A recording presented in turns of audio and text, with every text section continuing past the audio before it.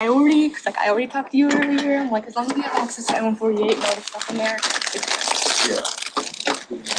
I haven't tried my new keys yet, but sure I it got works. it. I'm like, I gave it to you. Yeah. Go ahead. I could not do it. I know you're not. Take the cabinet all the way up to 60 standards. Yeah, the cabinet actually, does yours? Say that question to me one more time. I have, right now I have my study schedule planned section by section for each book, for like every class. So like for one class, I'm doing this section and this section today. For another class, I'm doing this section and this section. I have it planned out section by section. So I can get everything done on time this week. Yeah, pretty cool. Because my brain is all So out of whack Workday with all right the now integrations. hasn't been implemented. Everything's like my brain is just going haywire, and I keep looking at the official White House website. There's so much going on in my brain right now, but I just So that way when they need this structure right now. I feel that. I get it. also the question Also, I of can't find my name for the how does it I don't know. impact You want me to make you a new one? My financial no, why I throw it away.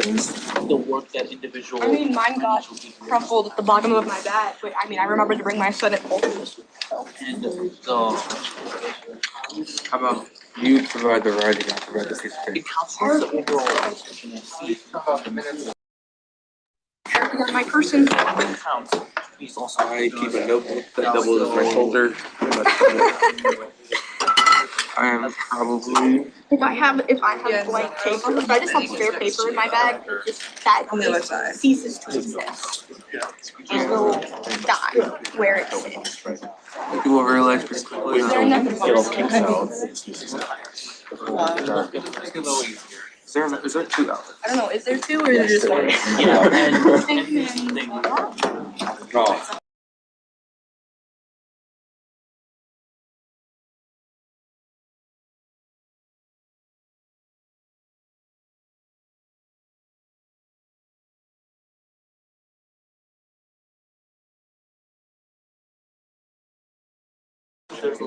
I bring work for it. I would recommend it. Fair enough. I wouldn't get boxed down. Just wanna know what those Okay, thank you. You would have hit me, I wouldn't have cared. You should. Funny, last year I almost ran in. Maybe I want to hit something. Maybe I just want to go around and start.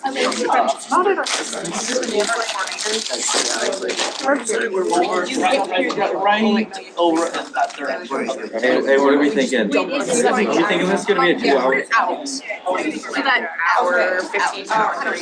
Depends on how long you guys take. You're the pro. Yeah. I'll make my own. Okay. I'll have you know it's soon. Like your stuff from. You'll know it's easier. I did not realize that. 64 times. And And it was the quickest one. Yeah. okay. Oh, that's I take long. I don't take long. They said that they wanted to get paid for grad school. That's why they didn't give it to us. Oh.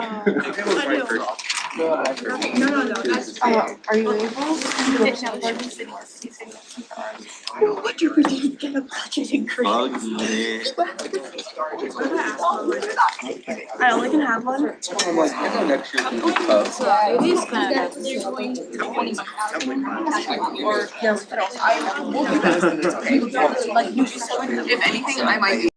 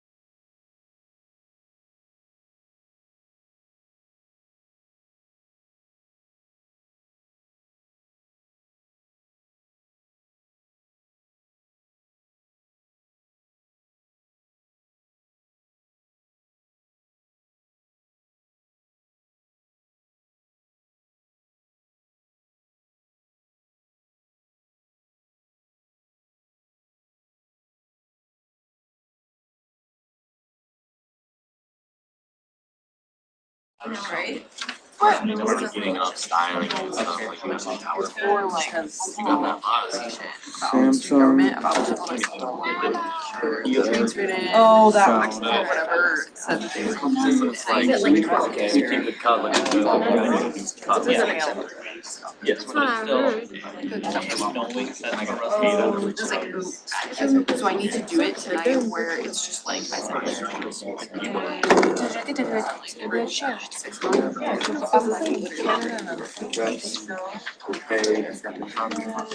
Like, when I need a cut, it's a buzz. I might do like half of them today. yeah, geez, let's really sneak. I feel it. Right. What is that? So, I don't know. She should be fine. Okay. On that Zoom call, you guys on the way to Tom's Fancy So, Joe's. Yeah. That's Yeah. good to meet you in person. Good meeting in person. Yeah, for sure. We're gonna. That's crazy. Don't worry. Yeah, no, it's not.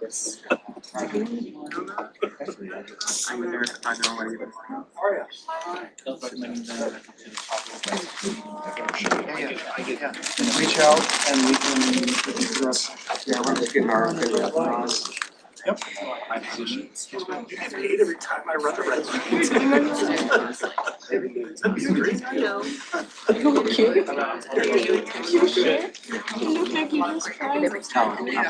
needs to be updated for me. We had to request it. I also requested to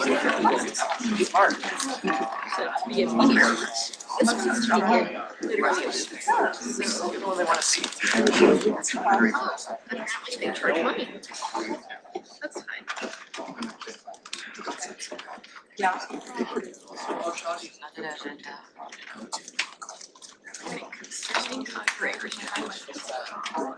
Did we get that on hold?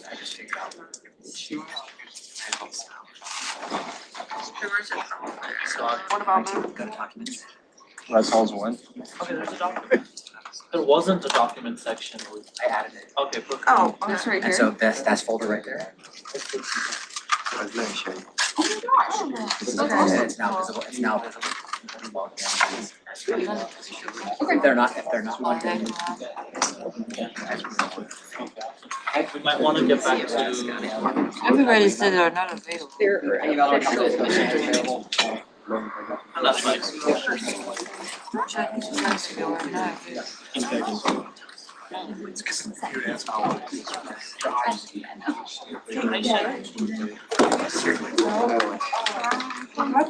No, not that committee, just student government library. It's what's available. If you guys want. Like, it was Killian, I'll and just it was it, no, unofficial. my bad. And then John did it, and I didn't catch that. That's And I not knew it, I had asked Jess before that, and they're like, okay, it was always unofficial, and now it's official. Yeah, and Jess was unfortunately the person. I wasn't sure if it was like current moment or end result or depends the day. It just depends. It's very. Science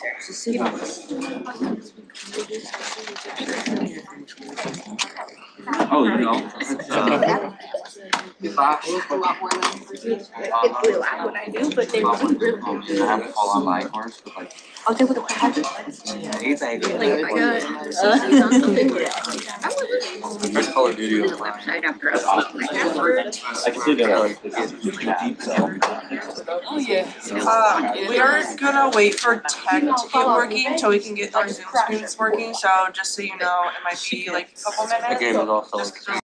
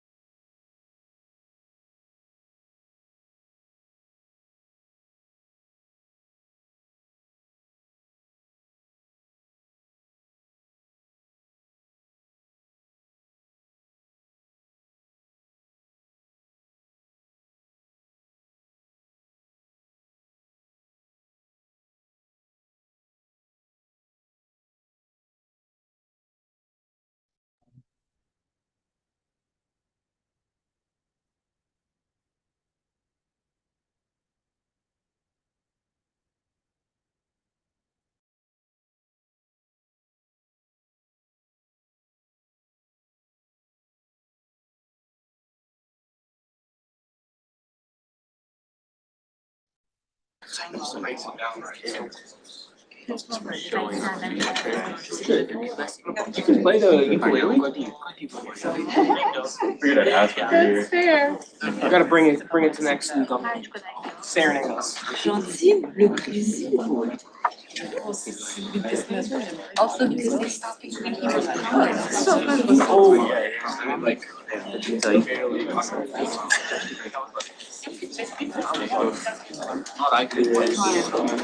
How about yourself? You got to work.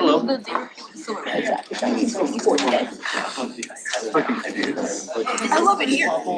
It should be. It's now legal to discriminate. See, I have a problem where I talk about these things. Trying to play that. I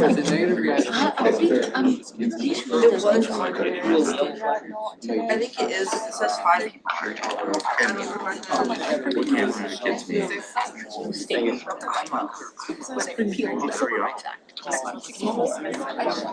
It's gonna get challenging. It's gonna get challenging. My chair is really low today. Do you remember meeting me at I do. Yeah, that's what I was gonna say. That's how I got it. I was just like, you know what? Go get it. I saw you get up there and I go, oh, that's the guy who I was talking to in Jets. I bet you were thinking like, no way this kid's actually going on. And I bet you asked me, bring that up to everyone. Oh, I do. I always go. Oh, I think it's Different spots, so we'd love to have you. It's a good pitch. We're Living stuff. Yeah. Don't work on any other big detrimental change. I'm not sure if it's in their purview to make this. Yeah, they'll definitely. Cause like they're. We can hear it. Next, 2, 3. Next.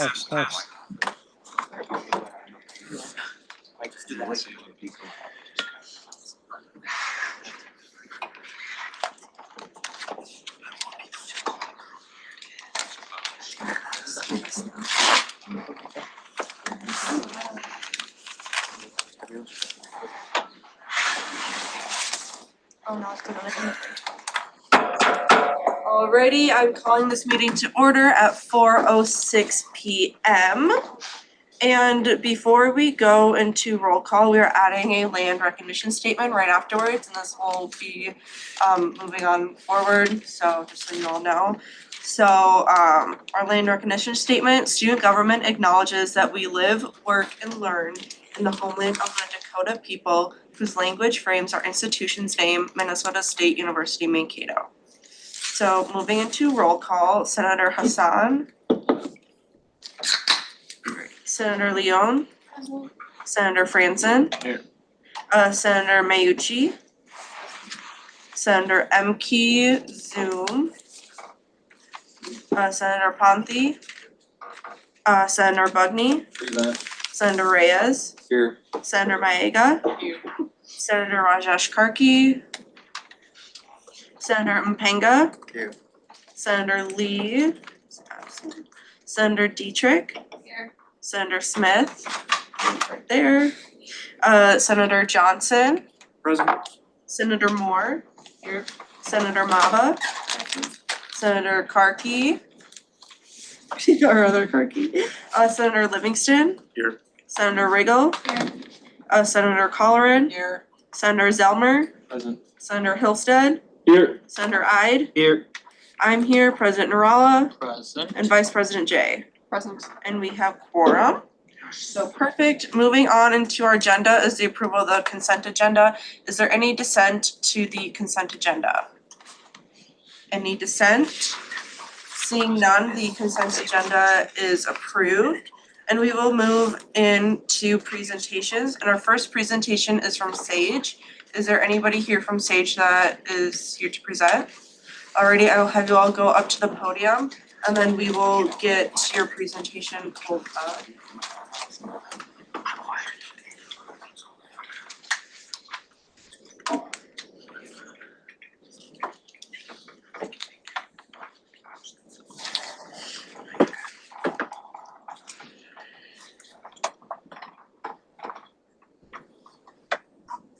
Just give us 1 minute to pull it up.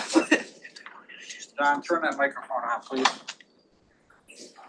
And then if you want to introduce yourself while we're pulling up the presentation, you can introduce yourselves too. Yes. All right. Good afternoon. My name is Alex Glazer. I am the president of Sexuality and Gender Empowerment, also known as SAGE. Hi, my name is Jonathan Fitzgerald. I am the vice president of SAGE. I'm not going to say the acronym. Hello, everyone. I'm Andrew. I'm Secretary of SAGE and a whole slew of other things. I'm Mark. I'm the social media chair of SAGE, and you all know me because I'm a senator here as well.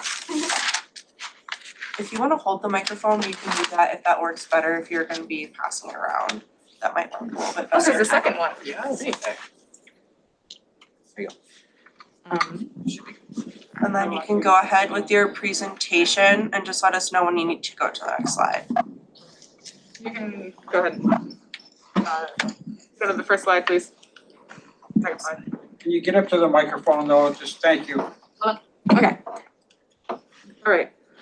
Thank you for having us here today. We are here to voice concerns that we have with that have arisen because of the presidential administration, which was just sworn in this past Monday.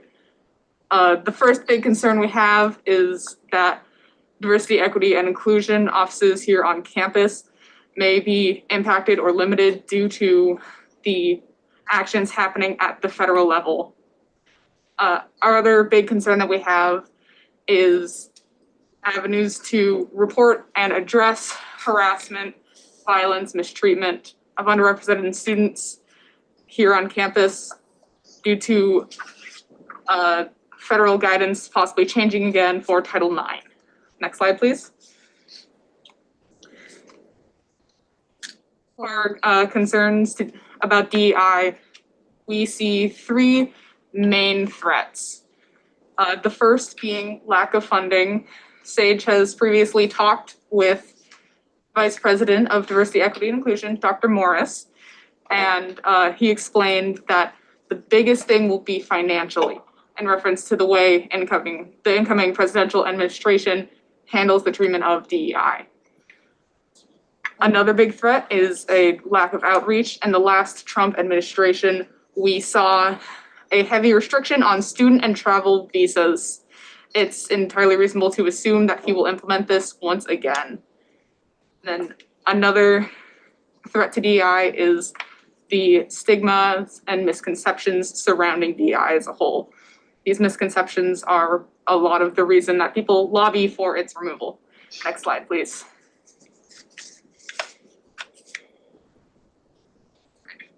Misconceptions can be incredibly harmful, so it's really important to set the record straight. One of these misconceptions is that DEI only benefits marginalized people. This is not the case. It benefits everyone. DEI extends to all marginalized communities and provides spaces for various culture, ethnic, and identity affinity groups, which cultivates a thriving educational environment. Another misconception is that DEI promotes discrimination against white people. This is not the case at all. DEI addresses obstacles created for people of marginalized communities. The idea that it discriminates in any kind of way goes directly against what it stands for. It's not true in the slightest. Next slide, please. A third misconception that people have about DEI is that it promotes picking underqualified candidates in the name of diversity. That is not the case at all. In fact, it promotes focusing on qualifications because that removes biases. Next slide, please.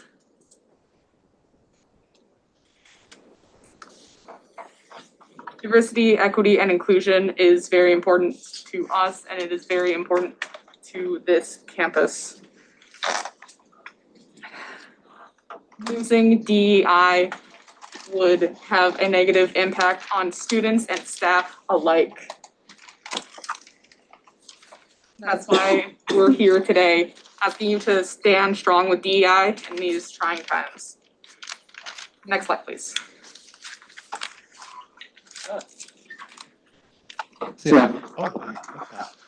First things first, I kind of want to a bird and narrow scope down to a little more like nitty gritty. So I'll start by talking about Title IX. So first thing, what is Title IX? Well, it was established in 1972 as part of the Education Amendments. It was designed as a civil law prohibiting education programs from having anyone being discriminated based on sex. So what this amendment basically recognized was that there was opportunities and chances given to people who want to go into their educational journey. And those chances can be diminished through discrimination. And the goal of this amendment was to minimize that discrimination so that minimization can allow everyone to maximize their chances to thrive in their academic journey. Another thing that I want to talk about in this program is it's not static. It is ever evolving and it is ever changing. I want to demonstrate that through the past decade, mostly in the aspect of queer people. So could you please go to the next slide? Yeah, starting this timeline off to like a decade ago to 2014, Title IX was explicitly confirmed to include protection discrimination based on gender identity. So what this mostly focuses on was gender expression. So if you express yourself in a way that's not really cis-passing, say for example, a guy wearing makeup, and get discriminated based on that, well, then that'll be protected by Title IX because Title IX includes protection on gender identity. The problem with this is that it was not operationalized. There was no guidelines, no instructions, and no way to implement the process properly, effectively, and consistently. So in 2016, that changed. There was direct guidance issued by the federal administration to actually give information on how to actually operationalize this and make it consistent across all the educational institutions, whether that be K through 12 or public college administrations. Now because of those guidance, a lot more actual details being articulated, it was put under a lot more scrutiny. So that scrutiny led to some more aspects than other aspects, but one of the biggest aspects was gender identity, including gender identity inside Title IX. So after a whole year of scrutiny, it was taken out of Title IX because of 2017. Next slide, please. Now, I think what's best describes how evolving Title IX is because 3 years later, under more scrutiny, it was just reinstated. It was back on Title IX and back to show that there was inclusion for people being discriminated based on gender identity. And as more time went on, there was more changes. That change created more inclusion and created more suggestions to make Title IX just more inclusive to more demographics. So especially in 2024, this especially went towards students who identify as LGBTQA+, students who are pregnant, and students who are parenting. So yeah, with that 2024 proposed revision, there was a lot of pushback and there was a lot of uncertainty and drastic criticism that came with that. And that criticism did lead to some aspects of being reversed and even just pedaling backwards. So next slide, please. So yeah, so that was just one decade and just one aspect of Title IX. Title IX has been a valid and like very present institution for 5 decades and has so much more aspects. So yeah, and broadening the scope a little bit on Title IX as a whole program, what can we say about Title IX? Well, the way I like to put it is that it is safe to say that nothing is safe. There's so much that's happening and there's so much that can change more and more as we go. And while the topic of conversation that's usually articulated is whether it's more or less inclusive to different demographics, another big change that's happened is how the system is actually happening and how complaints can be filed. There's been many iterations between different federal administrations on how a complaint can be filed. Like there's one iteration where it just takes a few questions to file a complaint. While for other situations, there will just be a whole interrogation just to get a complaint. Not to have the system done, just to create a complaint. So there could be more hoops to jump through, and those hoops could be more narrow or could be more wide. It's just a very volatile program that changes a lot. So the narrow scope back down to queer people is not looking the best.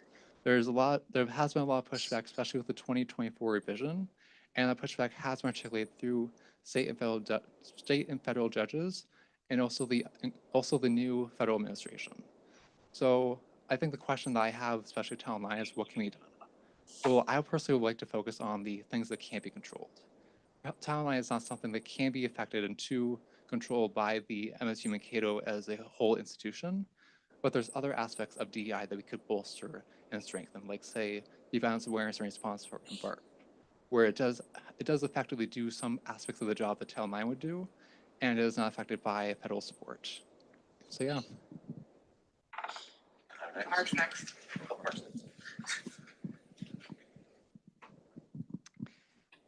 So one of the things we are focusing on is the Bias Incident Support and Advisory Team. And to explain a little bit about what it is, it supports individuals affected by bias incidents, and it promotes a safe and inclusive campus environment. So this can be bigotry, harassment, and intimidation based on protected characteristics, which can be race, gender, religion, a lot of things. The responsibility of it is assesses bias incidents to determine the appropriate response. It also provides resources for emotional support and referrals to other campus offices. So for example, Title IX. It recommends training and initiatives to promote inclusivity and prevent future incidents. It also can share updates with the campus and reaffirm university values. And biannually, it will reevaluate protocols and improve practices. Next slide. So there are a lot of members for this, and there can be additional members if needed. But the core members are the VP of Diversity and Inclusion, the Title IX Coordinator, VP of Student Affairs, Director of University Security, Dean of Students, Academic Deans, and other faculty. So Minnesota State system has different policies that all feed into this. So for example, equal opportunity and non-discrimination, sexual violence policy, code of conduct and ethics, and federal, state, and university compliant procedurals and laws. Next slide. And this is just showing a little bit about the actual process. So once something's ongoing, it's formed, the incident occurs, and then the protocol is implemented, and it convenes, and the follow-up where educational opportunities, policy reviews, climate assessment. And for a note, all of this is available in more detail on the university website. Next slide.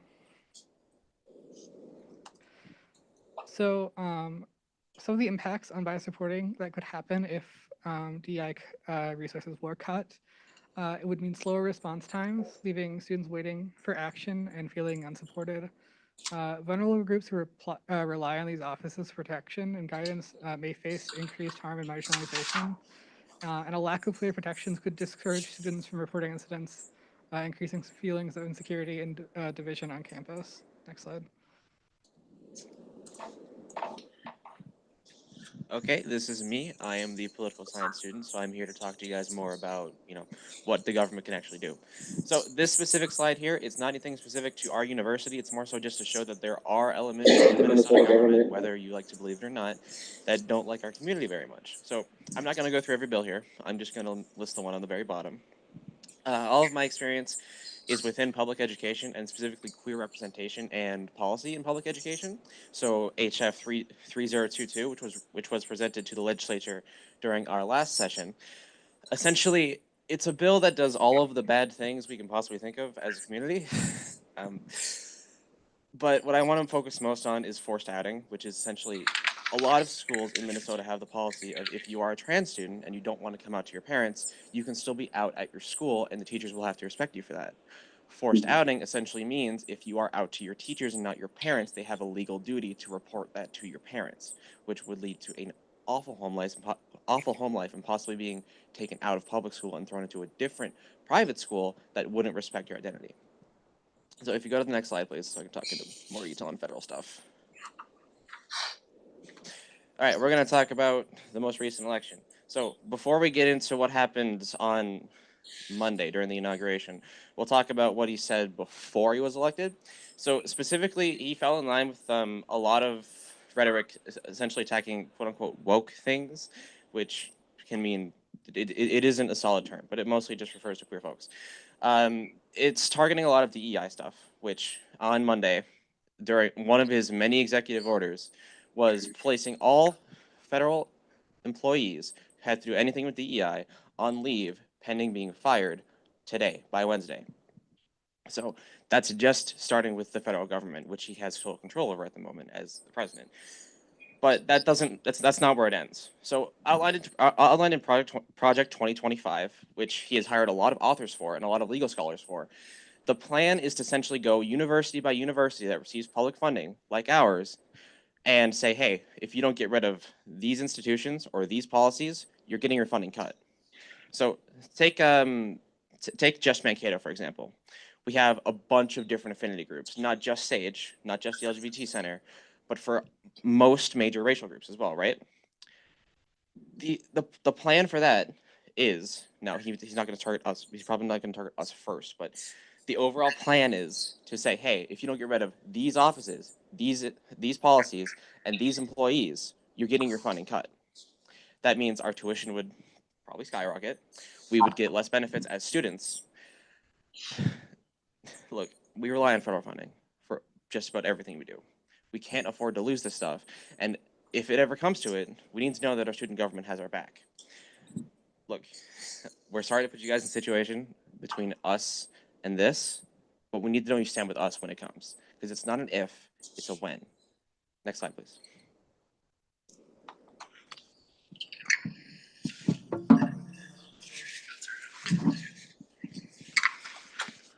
We have drafted a resolution that we would like to see adopted. The Trump administration is already working on dismantling DEI at the federal level, and he will not stop there. The last Trump administration took LGBTQ plus protections out of Title IX and will likely do so again. The actions at the federal level will have an effect on our campus as well, negatively impacting our social, employment, and academic environments here on campus. We want Minnesota State University Mankato to continue to uphold DEI values because students and staff alike deserve to feel safe and welcomed on our campus. Next slide, please. We're asking that student government reaffirms their commitment to the values of Minnesota State University Mankato regarding DEI as referenced in the student handbook. We're asking that student government maintains our present status quo by continuing with the protections of the current Title IX guidelines. Thank you for having us.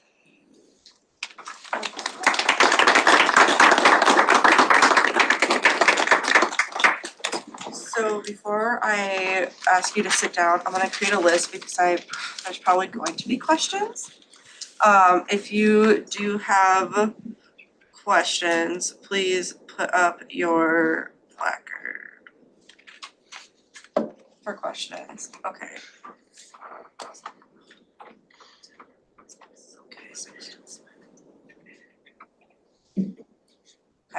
Okay, so starting with questions, first person I have is Senator Smith. I start this off, okay.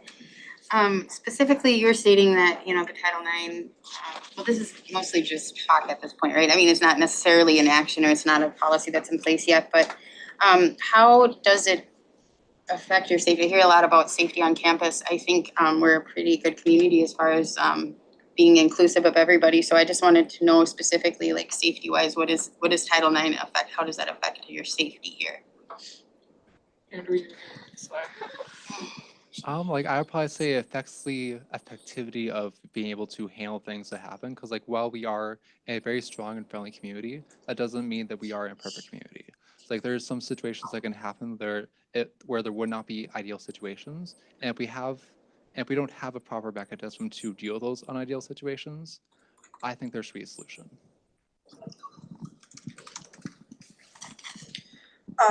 Senator Livingston.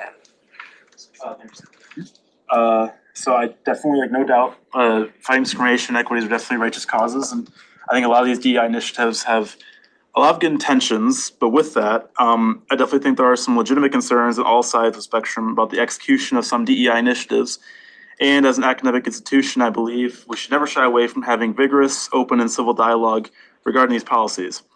I do take issue with some of the competitive aspects of DEI, primarily the tokenism that's taken root in some of these initiatives. And I refer to tokenism, I mean the superficial inclusion of marginalized groups to either simply create a mere facade of diversity and fairness or to avoid criticism without creating meaningful change. Moreover, I take issue with compromising the meritocracy or prioritizing superficial acts such as meeting quotas or checking boxes. So I guess my question is, how would you approach these initiatives without, not at the expense of things I just listed? Well, this isn't really about that. This is not changing policies. This is just enshrining current policies that we have in the case of something on a federal level. Those concerns could be talked about to other people with DEI, maybe on the DEI committee here or otherwise in the university. But yeah, this is just not really what this is specifically about.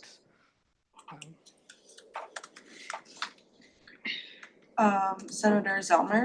Thank you guys for being here so much. I just wanted to comment a little bit on, we don't really have control over the federal government. So with whatever decisions that President Trump decides to make, we can't really control that. And if it was to, where John had said, when it comes to defunding different universities, that also isn't really student government's choice as well. If we are, as a university, going to accept that, if the university decides that we need our funding more or that we want to have our students in place more, it's not really a student government decision. So my question would be is, with this already supporting and then continuing to support your guys' cause, if it was to come to that, how are we supposed to have, I guess, a say when, I mean, realistically, we really don't?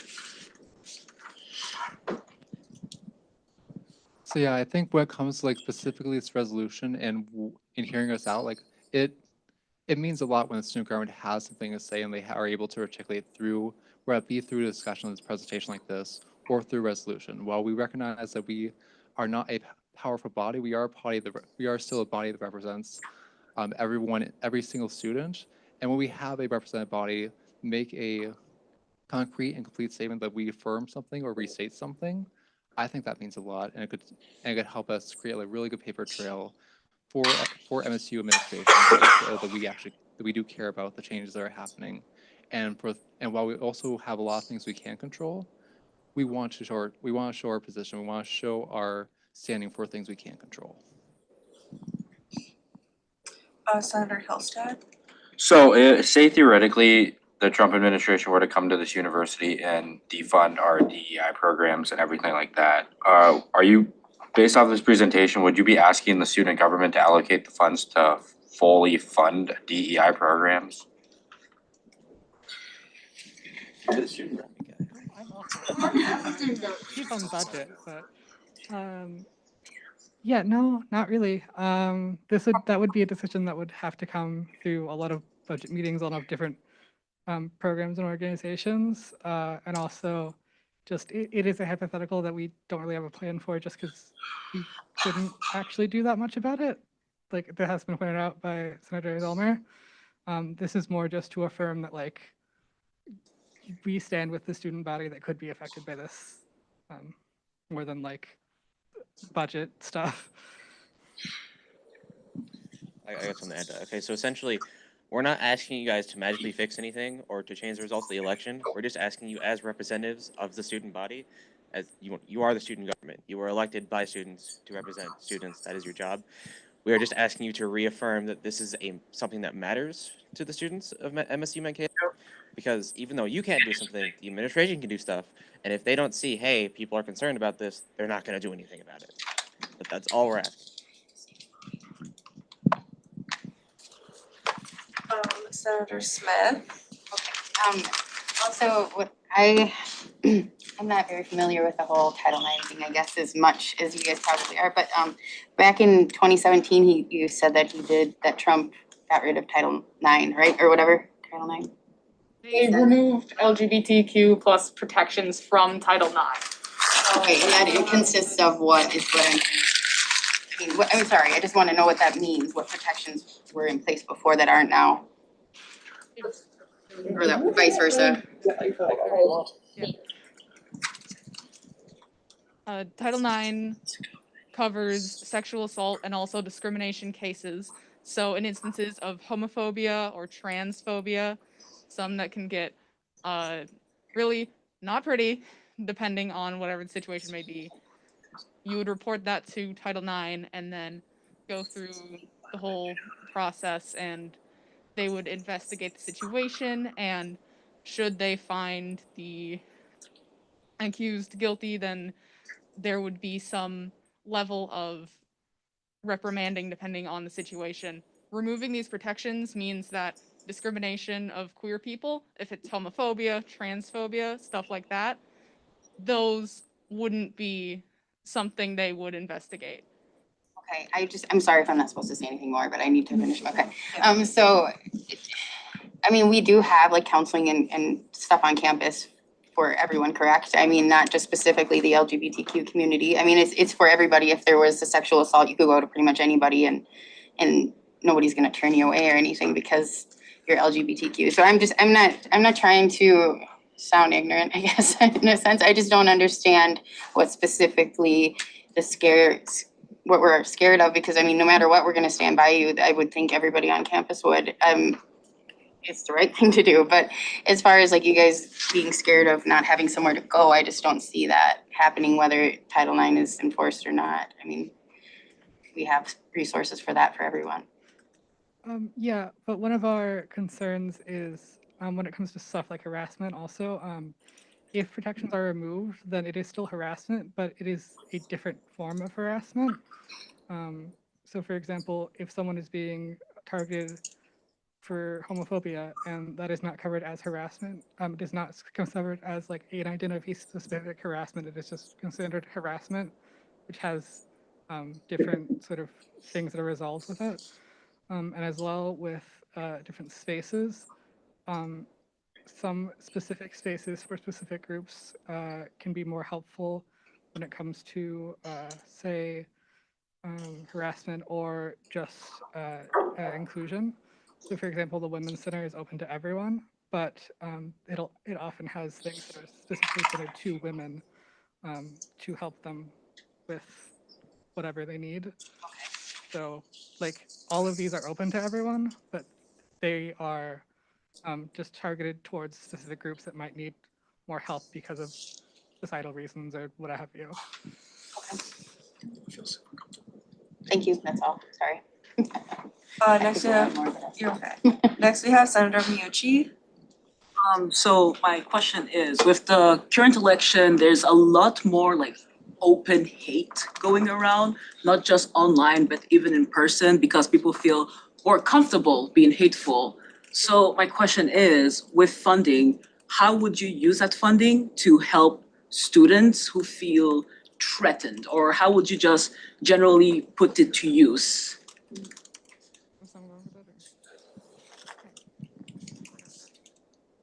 No, we're not asking for funding. We're just saying the funding that's currently in place, we might lose it, and we want to do our best to protect the systems we currently have before something at the federal level trickles down and ends up hurting us.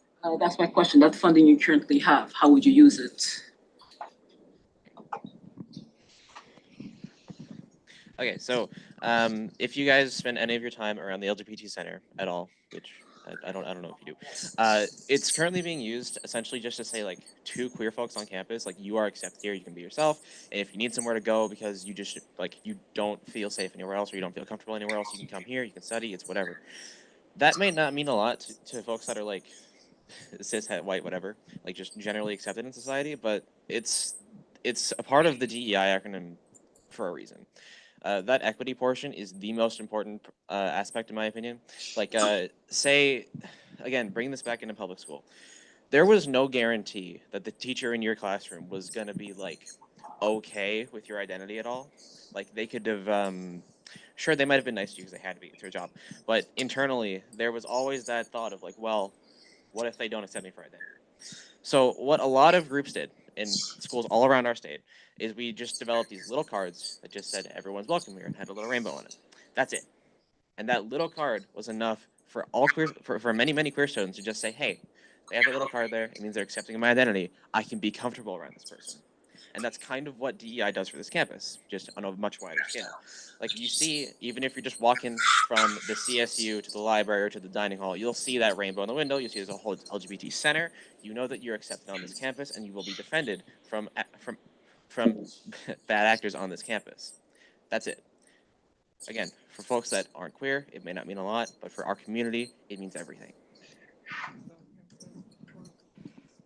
And currently, as part of larger DEI, funds do go into things like workshops, events, recruitment for certain groups, things like that are currently used.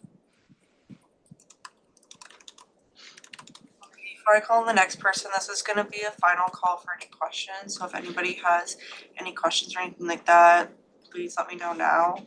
Going once, going twice, okay. The list is ended after Senator Zelmer, but I'm gonna yield to VPJ for a point of clarification. I just want to say for overall information and how kind of university funding works. So the federal government gives money to many universities and colleges throughout the United States. This is to help with tuition costs, all those kinds of things. If anyone receives FAFSA, like that is federal funding, all of those kinds of things. The newest administration has said that potentially if a university receives that funding, and they currently have other funds that go to support various groups like SAGE and other ones that they have mentioned, that the federal government would cut their our federal funding as a university. So that is like the main thing that's going on here. We're already funded as a university, and then us as a university make the choice to fund groups like this. So that's kind of where the situation is at, if that helps to clarify kind of some funding questions and how money moves around.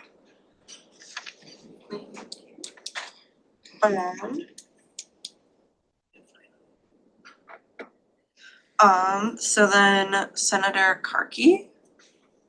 Thank you. Thank you so much for presenting and sharing that information with us as well. My question is, so you presented a resolution today. Do you wish to have sponsors to move into voting for that today, or is that just something you wanted to bring in front of us for further discussions? I think the ideal situation would to have it be moved to, would to have a first and a second be talked about between now and the next Senate meeting, and ideal situation, move it to the Senate floor next meeting. So.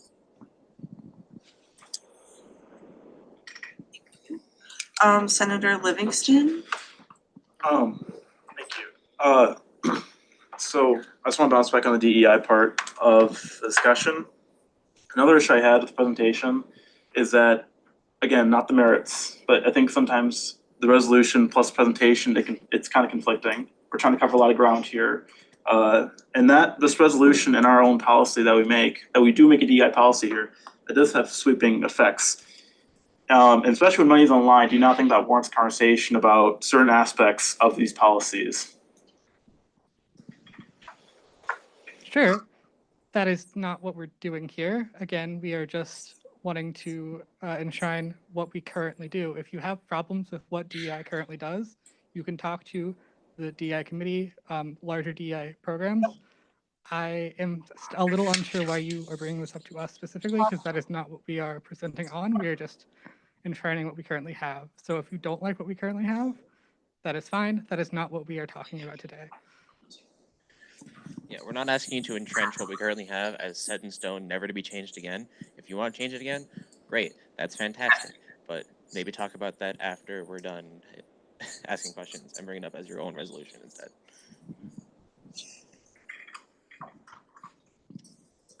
Okay, last question from Senator Zelmer.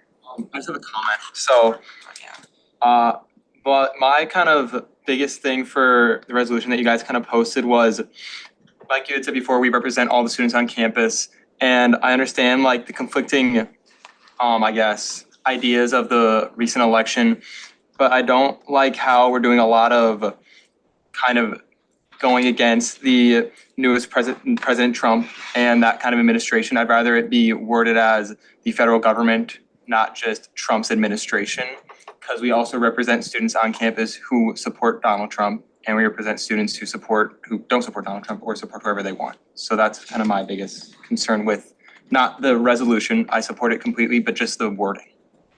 Yeah, and that's one of the reasons why we wanted to sort of have it present it now and then talk about it too, and then sponsor it and put on the Senate for later in case there are edits to the resolution that would be needed to be made like that and discussed. You make a very good point. You're absolutely right. If this does get adopted, feel free to workshop it so that the language is more suiting to all students on our campus. Thank you for your comment.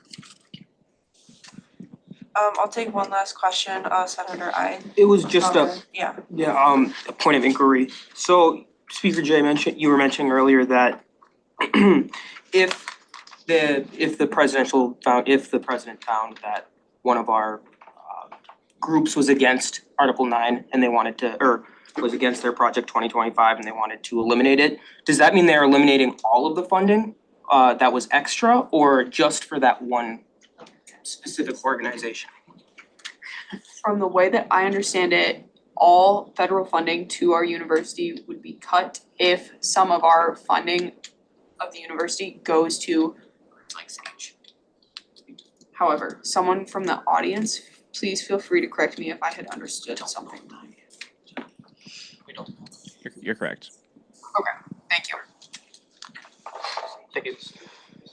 Obviously, we can have further conversation later and our lovely president, vice president can get more clarification from administrators when they meet with them next. And we can bring back more information to the Senate. But as of right now, how it stands, you all are gonna try to find 2 senators to first and second the bill, so just not bill, resolution to sponsor it. And then next week, if that happens, then I would like the first and second to let me know so we can put it on the agenda for news business next week. Is that my correct understanding? Alrighty, perfect, thank you. So since there are no more questions or comments or anything else, because I ended the list because we've been going on for a while, sorry. I would like to thank you all for coming and then we can all clap and give them a hand.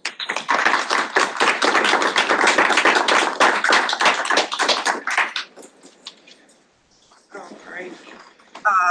So next up, we have our orientation fee.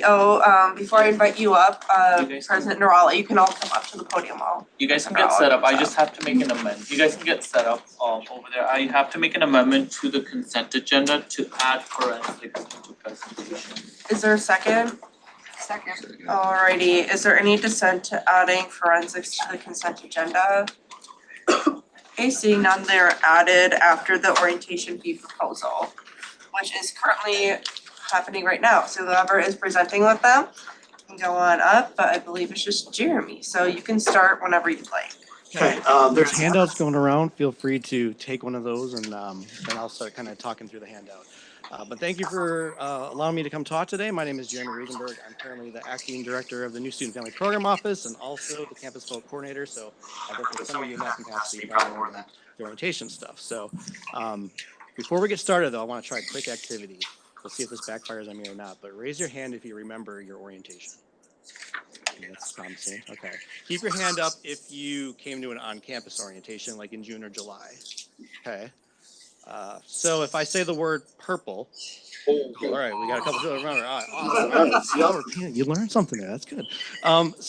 Really, I'm here today to talk about our orientation fee and be kind of transparent with it. So, and this is really just to clarify this is an orientation fee for just our domestic students on campus, not for international. So I know that might be a question that pops up, but our account that provides orientation to the university to onboard all of our new students is 100% funded by the orientation fee. So it is not state dollars that we have for that, or there's nothing kind of allocated towards that. So it solely runs off of the fee that students pay for orientation. So all colleges typically have this. Some colleges have it built into their first year student fee, so you may not see it ahead of time. You might see it on your first semester bill. The way we have it here at the university is that they pay for the orientation up front, and that covers the cost of it. So we're really here to talk about our plan to propose to increase that fee. And the reason being is that obviously, as you know, for everything going around in our country right now, the cost of things has gone up, and orientation is no different than anything else. So we have tried to figure out a way that would help keep our account in the black for the next hopefully 5 years or so, and that's kind of what I have here on the handout. So all Mid-State schools are allowed to set an orientation fee or individually by school based on what they need to do to be able to provide that service. And so part of that Mid-State policy is to consult with student government to let them know that this is kind of what we're planning and to collect some feedback before we go ahead and send this to Meet and Confer, which we're planning to do next week. The reason I'm here kind of quickly on this is orientation registration for our fall 2025 students starts on February 1st. And so we want to try to talk about this fee before that time happens because it's within us in, you know, a matter of days here. So I have on there a list of what our current fees is and what it kind of covers, as well as what our proposal is. So think back to COVID. Right before COVID, we typically offered orientations on campus. When that happened, obviously we were kind of went into a lockdown. We changed everything to virtual. When it went to virtual, we kind of actually decreased our fee down to $75 for transferring new students because what they were getting was much more just kind of online. But that has since changed again. We've had a high demand for students to come to campus. Most of our first year students are choosing between the option. They have actually an option to attend virtually over Zoom or show up on campus. Vast majority are choosing to come on campus. But we have not increased our fee back to what it normally was to help cover some of that campus stuff and just in general the cost of, you know, rising technology fees, printing, those types of things. And so that's why I'm here, just to kind of run by what we're thinking of, where we're hoping to kind of change it to. So our first year students have a choice between attending orientation virtually or attending on campus. Our transfer students attend only virtually over Zoom. And then there's also another kind of group of students, which are extended campus students, and they attend, they work on modules in D2L to complete. So it's all part of the onboarding process for students to the university. So orientation not only covers your class registration, we hope to provide you with the knowledge to be successful as a college student. Part of the orientation too is we hope to connect you with other peers of yours so that you get acclimated and feel like you have a sense of belonging before you start here.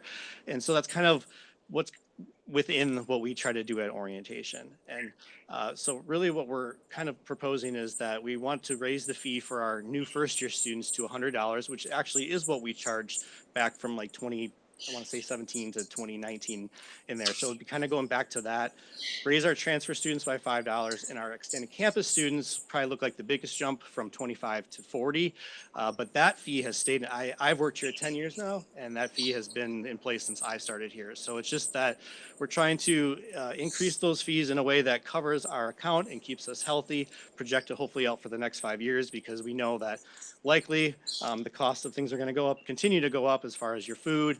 This covers our staffing for our students, so our orientation peer assistants that we hire to work. Obviously, the minimum wage and the increase in student costs has gone up.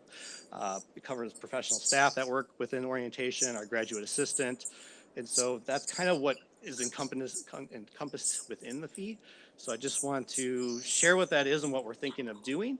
And then also on that handout, I have some of the costs of what other schools are charging as well, just to kind of give you a ballpark figure of what other schools are charging for their orientation fee. And this is really, we have tried to cut costs throughout the years, try to keep it as cost friendly as we can for our students, but we also still want to be able to offer quality program. We want people to come to Mankato, and once they go through orientation, they cannot wait to come back here in the fall and get started. That's the whole goal of that, is to make it an experience that was like, this was worth my time. I met a lot of great people. I feel so much better about this. I cannot wait to start college. And so that's kind of what we're thinking, and provide that kind of program to our students.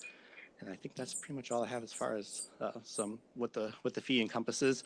So consultation, as Dr. David Jones is here today, he can be able to take some of the feedback for that. Yay, David. But he is going to plan to bring that to Meet and Confer to make a decision if this is something that we can move forward with for our students. And I know fee increases for students is never something that is fun to talk about, but again, it's just one of those things that is almost out of our control as far as what the cost of things has gone up for us to be able to continue to, provide the meals and all the things that we do for students for orientation. So, questions? Okay, questions. Senator Smith. Okay, I was a transfer student last semester, or not last year, this same time.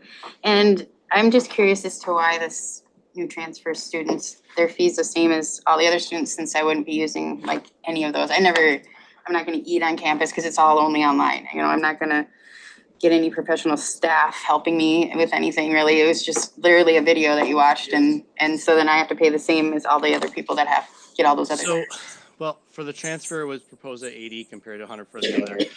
The transfer students, yes, they have a Zoom. They get help from the professional staff or their advisors. We do offer a few other things for them that we pay students to do. We have connection labs where they can tune in over Zoom and spend like an hour hanging out with their peers and answering questions. Not all transfer students choose to do some of that stuff, but we do pay our student staff to stand by and run those types of programs throughout the summer too. So that's some of the cost of that. Again, just that our office is funded by that fee, the professional staff that help the transfer students that call in that need support to help them on board with all the questions, get them connected where they need to on campus and so on and so forth. That also is hours that our staff is putting in and working that is covered by that fee. And so that's, I guess, one part of what it would be for transfer students. But yeah, I'm fully aware that the transfer student, and we try to figure that out as knowing that the new student one does cost more because they are coming to campus, but also the transfer student still takes time. We still have resources. We still send out mailings. We still have student staff who are there to help and support them during the summer, answer their questions, whether they choose to, get in touch with us or not, that we still have the kind of the bodies that are working. Okay, sure. Senator Karki. So much. My question is for like the first year students, there is both the campus or virtual, on campus or virtual option. Both of these are going to be $100. Yes. Yep. So some of the reasoning behind that too is we wanted to make sure our students felt like they could choose which one they wanted to attend. Sometimes when you see something cheaper, you're like, okay, I'm going to do that because that's all I maybe financially can afford. But our rationale is kind of what we've done, and we've done this ever since kind of we started back with on-campus options, is that we don't want the students to be too fixated on the price and just know no matter what I choose, it's this cost. So, man, I really want to come to campus. If I see that as $50 more, I can't swing that, so I don't want to do it. I'll do the online. Well, maybe they really need to come to campus, or maybe it'd be more beneficial to them. So that's why we decided to kind of keep that at that sum no matter what, to kind of the equity of it, to try to have students not focus so much on the cost and just like, all right, this is what this is, whatever one I choose. Senator Ide. Thank you for your time, and I appreciate it. I was wondering, do you have any example of like what has risen in price just off the top of your head? I know it's a big ask. Sure. I mean, definitely our dining on campus, our catering, that has gone up. Our technology, our CRMs for registrations, all of salary. So our student staff, the hourly wage for them has gone up. I'm included in that, so that that has changed. I'm trying to think. There's all of our digital print, our signage, our mailings. The cost of all those have increased as well, especially with our new branding and stuff, and changed a lot of that. That continues to be things that we have to switch out and pay for too. So that's, I guess, a quick lump of some of the things that are within there. Yeah. Senator Livingston. So I have, thank you for being here, first of all. I have a comment and a question. My first comment is like, I'm a little wary about the references about other universities and how much they charge for their orientation fee. Context matters a little bit because like how much, different universities could be offering a different orientation experience. My question is, what are you doing about kind of transparency communication about this increase for students next year? So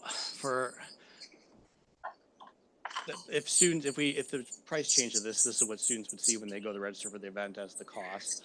There's FAQ pages below the registration on our websites that kind of show what does orientation cover, why is there a fee, what does it cover. So we try to be transparent in that way to show that it goes to the staffing. We send a portion of that money to Welcome Week too, so the students who are new have money for programming. So we try to lay that stuff out within the web pages of the registration system so they can see that. Senator Dietrich. I had a question on if there is any potential waiver or financial aid for students who cannot afford to pay for orientation, as that cost would come up before a student would receive their financial aid package? Yeah, so all of our, there's not a waiver, but we do a deferment. So if any student calls our office and says they have a financial hardship that they need to attend orientation, but they cannot pay that fee now, what we do is defer it to their first semester bill. So then a lot of times it does get covered by financial aid. We used to have to, ask them to prove that. We don't even do that anymore. We just take phone calls, and if they bring that up as a concern, we go ahead and put a deferment in. So then we get them registered for it. They can attend the event, and then we'll just see that charge on their account as a student, and that helps with financial aid. So yeah. Senator Moore? So touching a little bit on the difference between the virtual and in-person option, does that cost the same to run for new students? For the on-campus versus virtual, it definitely costs more to have on campus. Again, that's why we went back and forth on breaking that out, but again, we decided at that set number that would help keep the campus number down a little bit, the on-campus price down a little bit, but also raise the virtual. It's more of a convenience, but also then it wouldn't hopefully with it being the same price no matter what you choose, the student wouldn't kind of have to go back and forth between which one they really should do because it's the same cost. And is there like a knowledge of what the extra money goes to then afterwards if it doesn't cost as much? Like does it go to other? It would go towards the orientation fund itself. That would help cover all expenses that we have within new student orientation. So we have like the revenue generating fund is what we use for everything there. So. Senator Mpenga? I just wanted to ask one question. Is it mandatory for first years to pay the orientation fee? Yes. So all students have to go through orientation to register for their first semester classes and get onboarded. So yes, it's something that goes out to them as a requirement. There are we do offer a fee-free closer to the end of when the semester begins that some students may choose to do more or less after about that week before school starts or whatever. There are quick orientations that students that we don't have a fee associated with just because they're much more condensed and usually it's students who are either mid to kind of later or late deciders who choose that one. So there is that out there, but most students are trying to get in earlier and attending our stuff over the summer and bringing their families with and those types of things. And another thing is that also international students pay for like the KIC orientation sort of. So does that bridge that gap or this is just like? That one's completely separate. So our orientation that we run out of our office is just for our domestic students. The one with the KIC is completely different fee structures and costs. And I couldn't even exactly tell you all the ins and outs of how that money's utilized or how it works. So. Senator Riggle? So I have two questions for you. First of all, is there an explicitly stated bit when you sign up for orientation that you are able to apply for deferment when it comes to affording new student orientation? Yep, it's on our, again, it's one of the FAQs on our webpage. So when they see the dates and events, there's like a big drop down of, what does orientation fee cover? Can you, if you can't pay the orientation fee, what can you do? That stuff's laid out on the webpage for them. So before they went to register, if they see that, they can contact our office and mention that. So. All right, and then so for both on-campus and virtual first-year orientation, it costs $100 for both students. But for transfer students, it costs $80 for entirely virtual options with absolutely no option of an on-campus orientation. Is there a reason that price is so high, even though it's only virtual and there is no on-campus option? So for the transfer students, one of the reasons it was decided to be just virtual is that came from a lot of our academic advisors because they had so many more usually nuances about how many credits are transferring in, where they're transferring from, and they took more time. So with that Zoom session, they could have like a 30-minute one-on-one individual appointment. And so that's one of the reasons, the main reason we haven't offered on-campus transfer. We used to. We get a lot of complaints from transfer students about, I'm already a college student, I don't need to know this stuff, I don't want to come down, I just want to do something online. So that's kind of why we pivoted to that. So yeah, the virtual for the new student is probably a similar cost overall, probably to what the transfer one is, but we just try to keep all new students at a certain price point compared to transfer students. Because we felt like the new students were getting hopefully opportunities for a little bit more out of it. We offered a little bit more of those connection opportunities for them. So a lot of times our new students are utilizing the Welcome Week stuff a little bit more. So those are just some of the reasons, and then to help keep for the cost of the on-campus one, you know, same no matter what they chose. That's why we chose that route. And that, again, I know it sounds, when you lump all those together, it's just, what we're hoping to get is a certain lump sum every year in the account to be able to keep us to be able to provide those programs like within the next 5 years. So we don't have to come and ask to increase it again, you know, next year or something. We're trying to project out. So we've kind of factored in how much the increases are probably going to be next year for food, how much is the increases are going to be for our print next year, and try to factor those things in, that if we ask this fee cost now, that we won't have to come back in a year and ask to up it again. And then our last question is from Senator Dietrich. So you said that you decided to make the Zoom and the in-person the same price to help balance equity, but I don't think it really does that, because if this was the only cost associated with attending the in-person, I would agree with you, but it is not. If you are a student, you need to come for the entire day, and more than likely your parents are going to come. So your parents are going to take time off of work. Depending where you live, you might have to travel, so you need the gas. Depending where you live, you need to do lodging. And then, of course, there's the food cost associated with all of that. So is it really equitable to make students who can't, whose families can't afford to do that, pay extra for online orientation? Well, you could argue, yes, it will cost more if you're choosing to come down here and take your gas and stuff, but we're trying to come from the mind frame that if the students just see that price, they won't feel like I have to choose this one because it's cheaper. Like this is, I want to do that one, but I can't do it. So was our kind of our mind frame around it, that if we saw that, well, it's the same price no matter what, then you know what, I really do want to come down to campus or whatever. It makes it more, yes, it's going to cost me a little bit more to travel. Yes, I might have to get a hotel depending on, yes, those are added costs that students and families are going to have to decide if they want to do. But we were just kind of keep it from the standpoint is if you see that price, that you're not turned away by one over the other.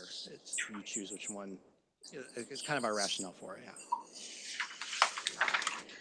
If any of you do have any other questions regarding the orientation fee, kind of like Jeremy already said, you can either send him an email or you can send emails to Dr. Jones over here. It's on the bottom of your sheet. So just please like reference that for feedback or questions. Send them their way just because we are getting long in our presentation time and we do have more new business as well. And VPJ has a comment. President Narella and I will also be at Meet and Confer next week, where we will be giving student government's feedback when this is proposed at Meet and Confer. So also, if you guys have suggestions or things that you would like us to voice, please send them directly to Roshit and I, so that we can give that direct student feedback to the Meet and Confer group. So if you do have specific things, please send that to us, because we would be really interested in hearing obviously your guys' voices and then presenting that to others. Well, thank you so much for coming, Jared. Thank you for your time. Purple. Oh. All right. So up next we have forensics. If you'd like to go up to the podium. And then just 1 second and President Narella will pull up. Appreciate it, thank you. And as we're pulling up the presentation, I just thank you all so much for having us come in. I understand that your time is valuable and I plan on respecting it. So there will be a presentation. I'm not going to go through every little detail of it. I'll pull out the most, some of the highlights for you all. Right. So if I haven't met you personally, my name is Kat Brunner. I'm the Director of Speech and Debate here on campus. And just a blanket thank you for everybody here on student government for your support over the years. So we just wanted to we're in the week before our first spring tournament competitively, and so we just wanted to give an overview of what the team has been doing for the fall semester, just so that we can just let you know what we've been up to. All right, so that's what I'm here for. And next slide, please.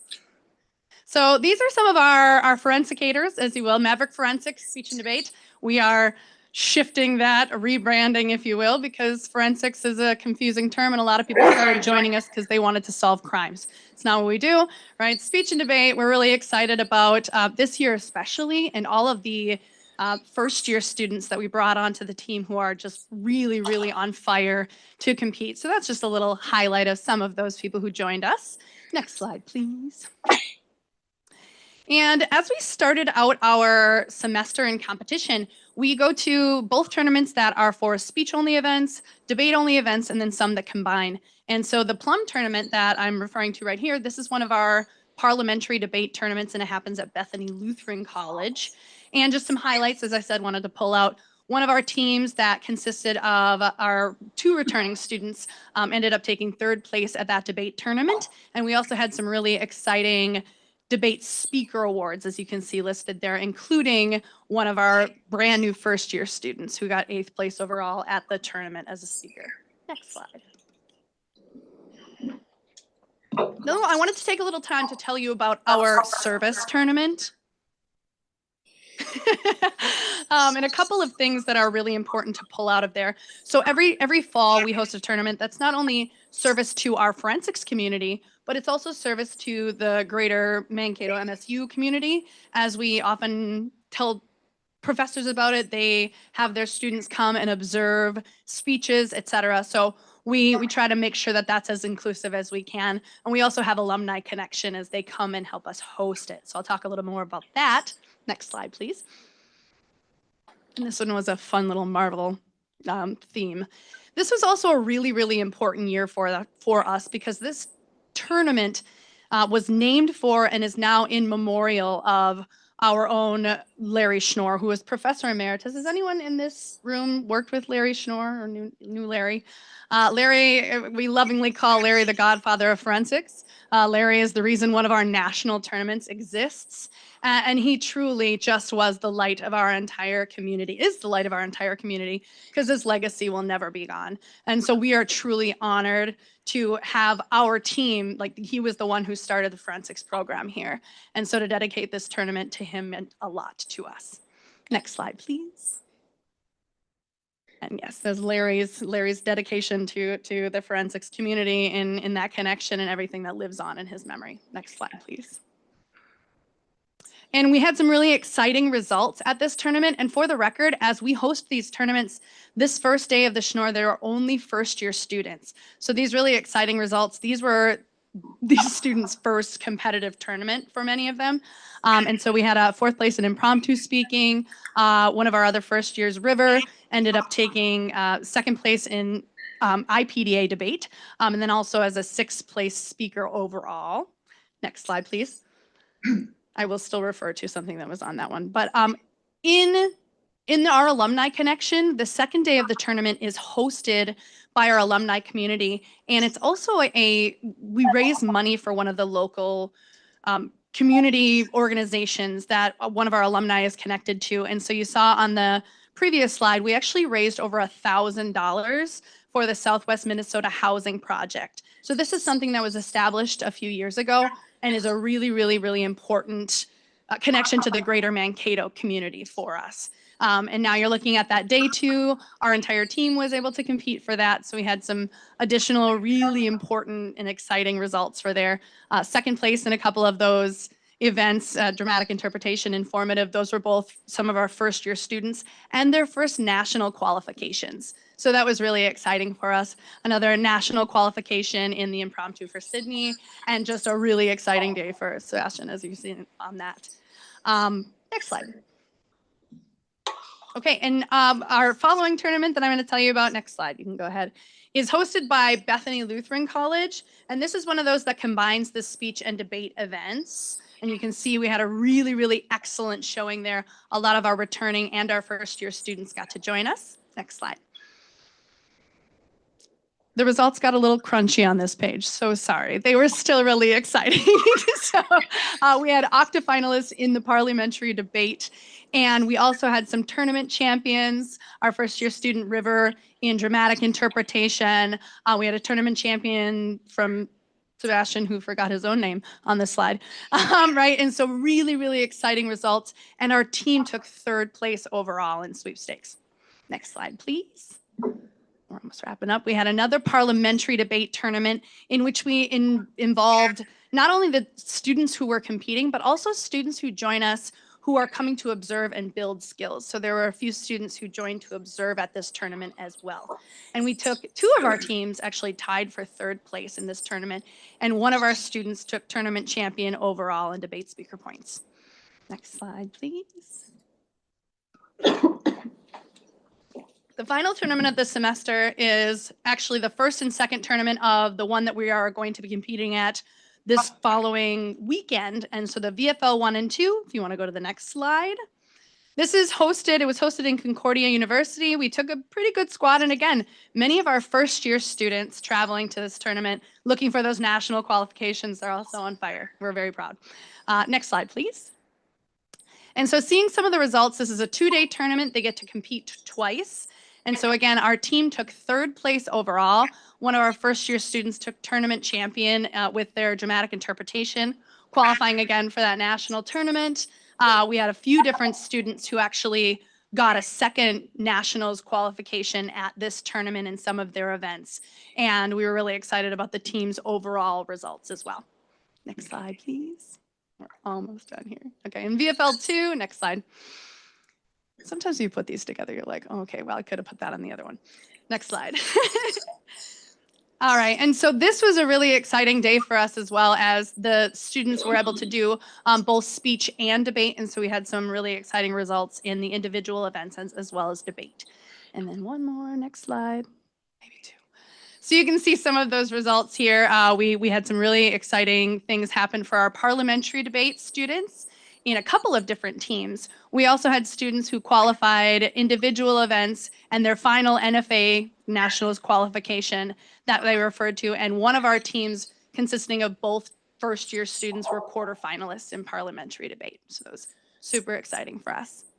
And then next slide. Nope, 2. All right, and this last one, we're looking at the qualifications for our national tournaments overall. And after this tournament that we're going to have this weekend, we really expect that number to greatly increase. But for our Pi Kappa Delta national tournament, there are some students who have qualified in actually putting together 4 different events over the semester, including debate. So having that comprehensive competition between those, and that happens in Ohio. And then our NFA national tournament, 2 students thus far, although as we come to these next few tournaments, we look to increase that number because people are real close. And one of those students is one of those really on fire first students that we're really excited about.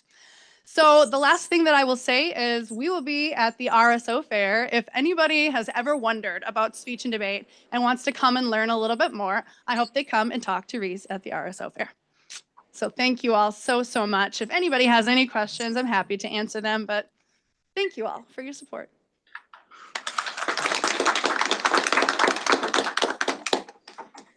Just to save some time, since you did say that Reese is going to be at the RSL Fair, which is tonight, if any of you do have any questions, stop by the RSL Fair tonight and talk to Reese. And I'm not going to be there. 2 of the other leadership team members are going to be there, but message me on Teams. Yeah. Thank you all so much. Thank you.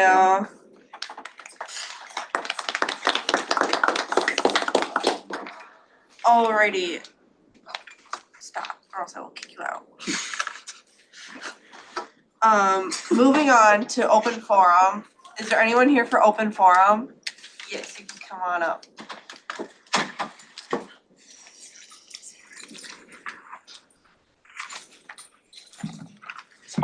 Howdy folks, I'll keep it short and sweet, but Sam Steiger from Campus Recreation and Maverick Adventures. Over the years, I've been one of the faces out here in the gallery. I really enjoy watching y'all do what you do, but also we've had a relationship where I've been sharing things about our programming and events over the time, so I want to make sure that you're tuned in with some of the exciting stuff that's going on. Maverick Adventures has been around for a long time on our campus. We provide a number of different services, including the climbing wall. If you were to stop by tonight, there's probably about 55 students every night that come and climb. It's a boisterous, fun community. We get students from all ages, all majors, all across campus, new to climbing as well as seasoned climbers.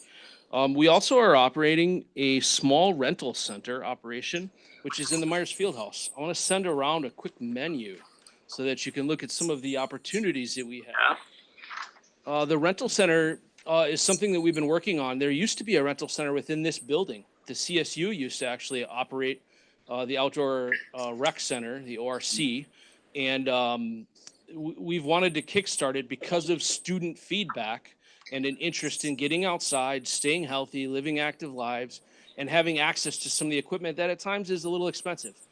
So over the years, we've acquired some things that we're putting on rental. We have students that rent bikes to go on a bike ride. These are Trek mountain bikes. We have international students have really enjoyed those this past fall. We had a lot of sunset rides and students that are renting bikes just for a weekend or for a smaller amount of time. We also have some of that stuff available on a longer term rental. There's tons of camping equipment, tons of warm weather equipment, but let's talk a little bit about snow. Snowshoes are available for rent. One thing that's needed is snow. So we're watching that forecast. It's not coming for a couple of weeks, but renting snowshoes. We also have some ice fishing equipment that is in that as well. So Maverick Adventures also leads some activities, and those events are events that we offer for students to get them outside.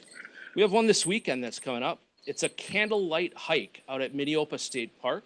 We have 36 students that registered, filled it up. We're going to drive them out to Minneopa. It is a public event, so if you're interested in coming out to Minneopa State Park this weekend, you do need to have a state park pass to get entry. We recommend carpooling, but there's going to be hundreds of votive candles lined along the trails, and it's kind of like a moonlight candlelight hike. The weather looks pretty good, so if you're interested in that kind of activity, join us. I passed around some posters. If you want to take a shot of those, I don't have enough for everyone. However, feel free to snap this one because this one's going to fill up mighty fast. It went live at 4 o'clock, and we already have a handful of registrations rolling in. Our ice fishing event is coming up on February 2nd. There's some rumors that President Inch might make an appearance out there to help chase some fish with us. But we take about 24 students out to Madison Lake in a couple shifts across the entire day and get folks ice fishing. That's a really popular winter activity. Looking forward into the spring, we're going to celebrate Earth Month, and Maverick Adventures curates an entire month of activities, and we collaborate across the entire institution to try to bring 10 to 15 different Earth Month activities. Instead of Earth Week or Earth Day, we celebrate Earth Month around here. So that'll be fun. We're also hoping to get our cave trip to go caving in southern Minnesota this spring. Maverick Adventures also offers some team building and leadership development programs that we do on campus. We're working to update our ropes course, and we're doing some other stuff in regards to that program. So we definitely are staying busy. I stand for questions if anyone has any. Any questions? All right, seeing none, thank you for the updates on all these fun events. Thank you. Just a last comment, if that's okay. An easy way to register for all Campus Rec activities is to have that Campus Rec app on your phone. Just at one touch, you can get to the outdoor programs, and you can register for this ice fishing event right from your phone. It's quick and easy, but the Campus Rec app is a great tool for you to learn more about what we do in Campus Rec. Thank you. Alrighty, anyone else here for open forum? Alright. Were you just stretching? Okay, cool. Sorry, John. Alrighty, so seeing no one else, we are going to move into our Dean of the Day, Dr. DeHart, which is the Associate Provost for Research / Dean of Graduate Studies. Thanks for having me. Let me just tilt that a little bit. I just have very few updates for you all, just to keep you aware of some things going on in my world, and the world of our graduate students and the world of our faculty and staff. So on the graduate side of things, I wanted to let everyone know that April 7th through the 11th is Graduate Student Appreciation Week. As far as I'm aware, we haven't really done a very outward or vocal job of celebrating our graduate students. And specifically, this is a national event that occurs kind of usually in the beginning of April, but each school chooses some dates that work well with them. And that happens to be April 7th through 11th this year. So keep your eyes peeled for more information about that. Think about ways that graduate students, whether you yourself are a graduate student, you have a TA in your class, or there's a graduate student in your life that has affected your life, some way that you can celebrate them. We have a lot of ideas of ways that folks can have recognition of those people in their lives. So we have some things planned, and we'd love to partner with folks that have other ideas about how we can celebrate our graduate students, specifically in that week, but of course all year round. Some other things to be aware of on the graduate side, we have a lot of applications open right now for our graduate programs, and those deadlines are looming. So we are getting a lot of questions from potential graduate students from around the country, around the state, around the world in our various programs. And also we have a number of assistantships that they're currently applying for and are currently open. So if it seems like there's a lot of hustle and bustle going on in that world, there is. And we'll see our enrollment in terms of this spring is the highest it's been in quite a few years for our graduate students, and things are looking good for next fall as well. On the research side of things, also coinciding, overlapping somewhat intentionally with our Graduate Student Appreciation Week, April is Research Month.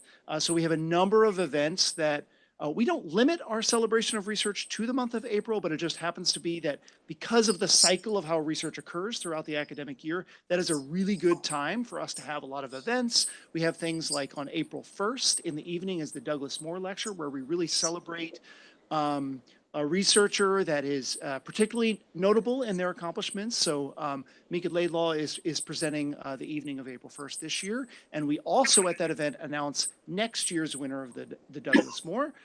Later in the month, we have what's called the Celebration of Excellence. We have distinguished faculty scholars. So many of your faculty, some staff have been recognized by those. So that cycle is ongoing. We don't know who it's going to be yet, but look for those announcements in April. We have an undergraduate research symposium. I believe that takes place like right across the hall here usually. Oh yeah, I'm directionally challenged. Yeah, I think it's somewhere here where there's a big room. So that's later in April. And we're also this year going to host early in April, towards the end of March, possibly an open forum bringing in some AI panelists, some experts from outside our university, as well as collaborating with some folks within the university to talk about all of the applications and implications of AI in its relation to research, in its relation to education and everyday life. So those are the updates for me. Any questions for me? Any questions? I don't see any, but also I just have a point of information. The Biological Sciences Department is also doing a research symposium at the end of April, if you want to include that in your docket. I only know that because I'm a grad student over And there. I attended that last year too, so that's a really good one. And there's also a College of Allied Health and Nursing event, I think at the tail end of March. So we'll call it April, right? It's all part of Research Month. We might have to redefine a month for next year, but that'll be a research project we'll endeavor. So thank you all. Thank you.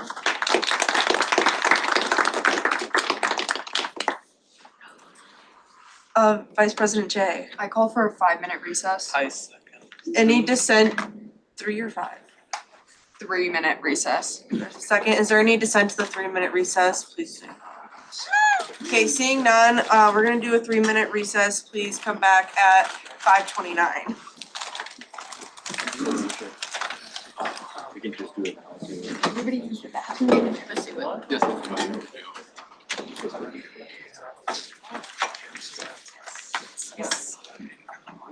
Yeah. Great stuff, man. Sit there all day. Come on, man.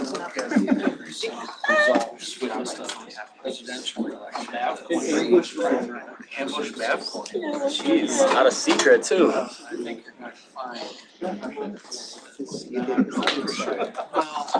Take it up in that at all.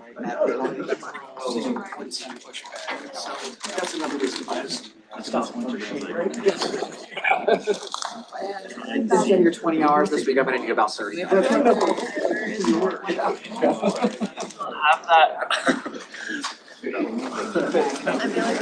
Better eat it. Oh, sorry. Oh, sorry. Yes, go for it, Bye-bye. go for it.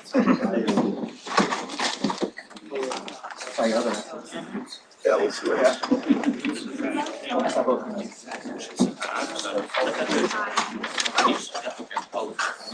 But I gotta go to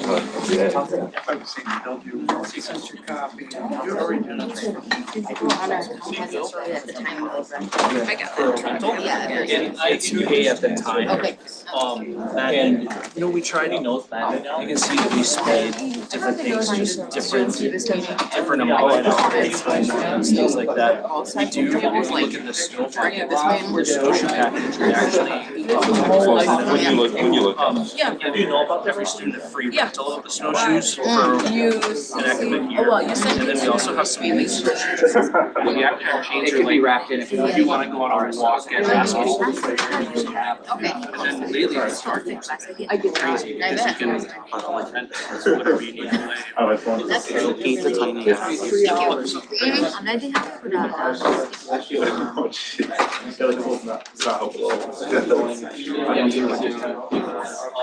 I'll just. And.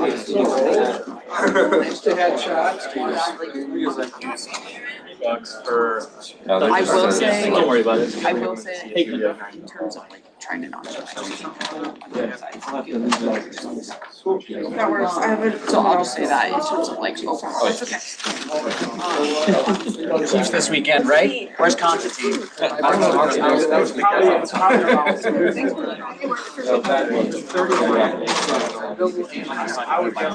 it's on after 3. Wait, that's not one after. Okay. No, because we've got. Okay.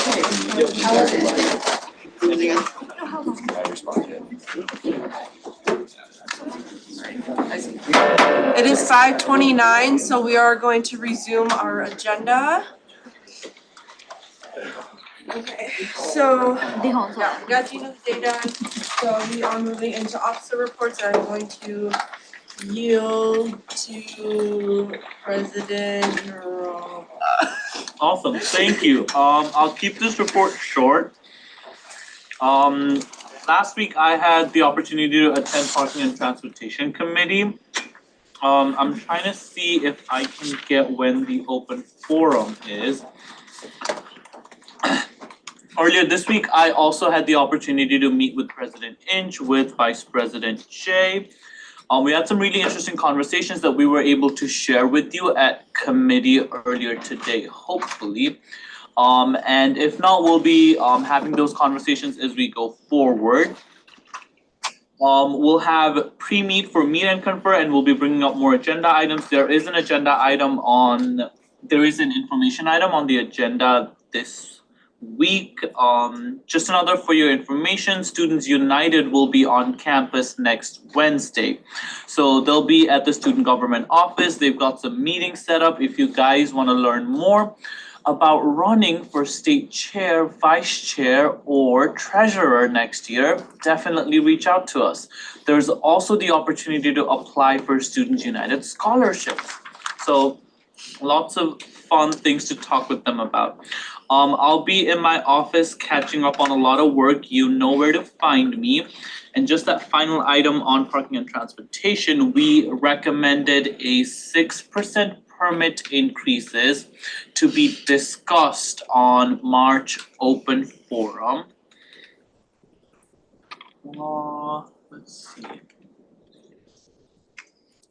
I will yield to the chair of parking and transportation on if we agreed on a date for the March open forum.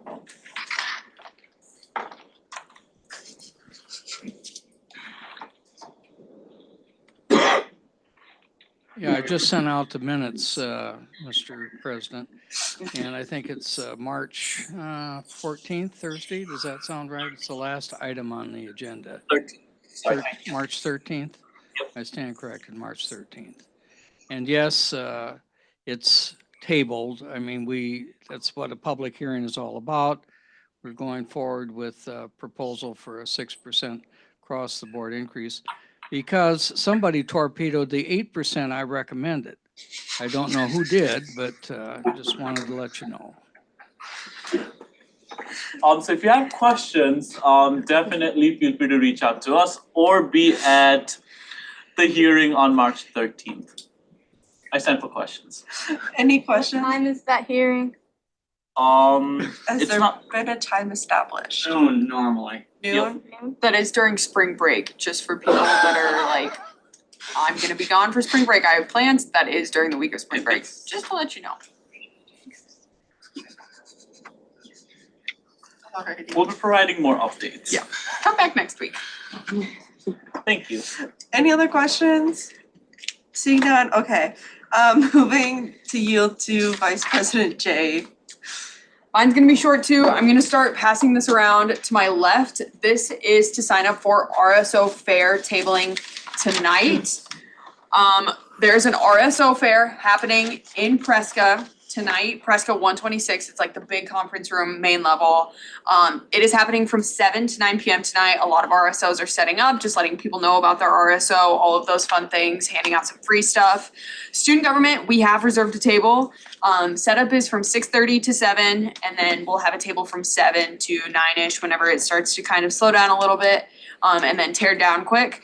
We do have like a tablecloth in student government that we'll put on our table. We have some free stuff to hand out. And then the main thing that we're doing there is to give information out about student government, what we do, both across the university and for students, along with ways to be involved in student government if people are interested, and then how to like run for student government if they're interested. If they want to become a senator now or get on a committee, they can fill out the form in Map Central, show them where that's at. Or if they have questions about potentially running for student government for next academic year, also where to go on information there. I know I will be there for part of the time, Kendra will be there for part of the time. We have a few other people, but please sign up as that goes around for when you would potentially be able to help tonight. It would be really, really, really appreciated just because we both cannot be there for the full time, just because we both have some other commitments throughout the university, but we'll be kind of bouncing in and out if possible. So, yeah, that's all I had. I stand for questions. Just gone towards office hours. Any questions? Yeah, go ahead. So the RSO email, like the time is a bit confusing because at one part it's saying 7 to 8 and the other part is saying 7 to 9. So is it 7 to 9 or 7 to 8? 7 to 8. It's from 7 to 8. I thought it was 8:30. It's not real. If you can, however long you can stay, you can stay. If you can't stay the whole time, that's okay. Just write down how late you can stay. The email I got said it's from 7 to 8:30, but maybe that means like the 8 to 8:30 is tear down, but I got from 7 to 8:30 and then pretty much the 8:30 to 9 I had scheduled for like tear down. Oh. So 7 to 8-ish is probably what it is. For the setup, do we meet at the Presca or do we meet somewhere else? Meet at the student government office. I will pretty much be going there right after this meeting to hopefully go and get it set up. Just because I have women in business club from 6:30 to 7:30, so that's why I can't be there earlier. But if we can go set up earlier, I will definitely be doing that to just help get that done and show people like where the tablecloth is and everything. So just meet at student government would be perfect. I'll take you there. Any other questions?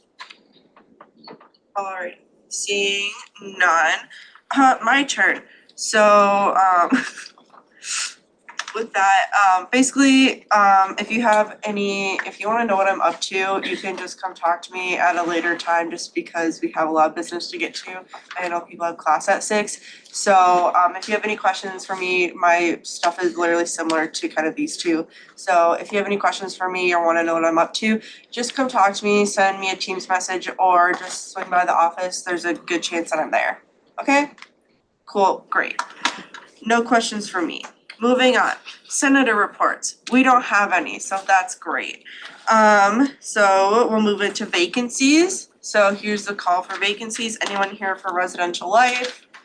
Anyone here for off-campus? I don't think our off-campus person showed up today, sorry.